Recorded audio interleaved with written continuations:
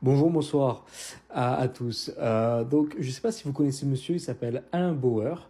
Il vient juste de passer à l'instant là sur CNews et ça me fait un peu rigoler parce que d'après ce monsieur-là, donc qui est professeur en criminologie, d'après ce monsieur-là, en fait, c'est à cause des Français qu'il y a du racisme anti-blanc, voilà, ou anti-France. Voilà, c'est parce que vous comprenez, quand on les a accueillis en France, pour qu'ils viennent, par exemple, quand on a eu besoin de manœuvre ou autre, eh ben, on a été raciste avec eux. Donc maintenant, c'est normal qu'ils soient racistes avec nous.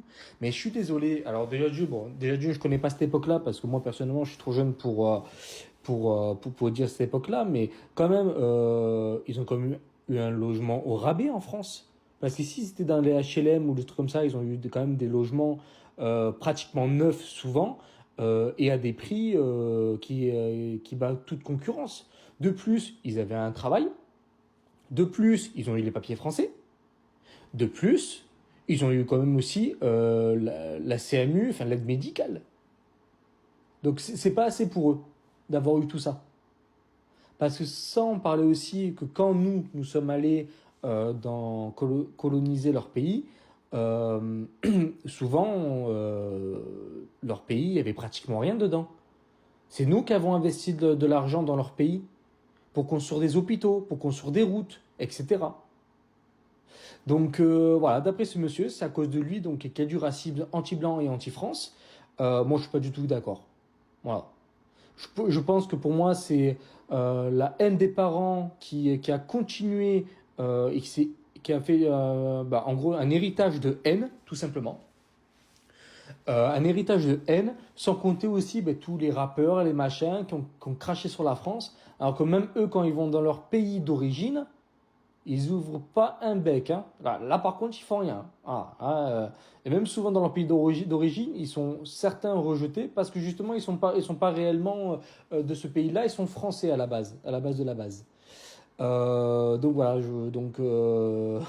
coup de gueule par rapport à lui parce que ça m'a un peu énervé quand même son truc et que je suis pas du tout d'accord.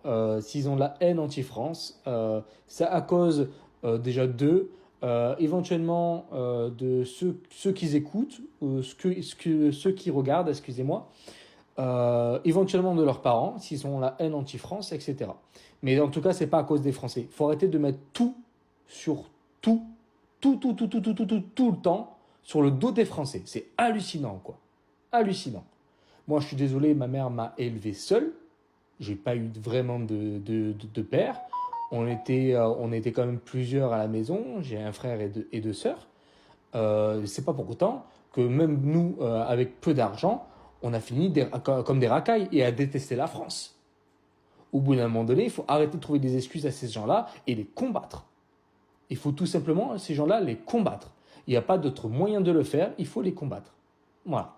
Donc j'espère que vous serez d'accord avec moi. De toute façon, même si vous l'êtes pas, écoutez, c'est pas grave, hein, avec grand plaisir. Si vous avez des choses à dire, et si je me trompe, écoutez, je me trompe, c'est comme ça, c'est la vie. Mais je pense pas me tromper par rapport à ce monsieur-là, ou peut-être j'ai mal compris ce qu'il a dit, mais ça m'étonnerait fortement.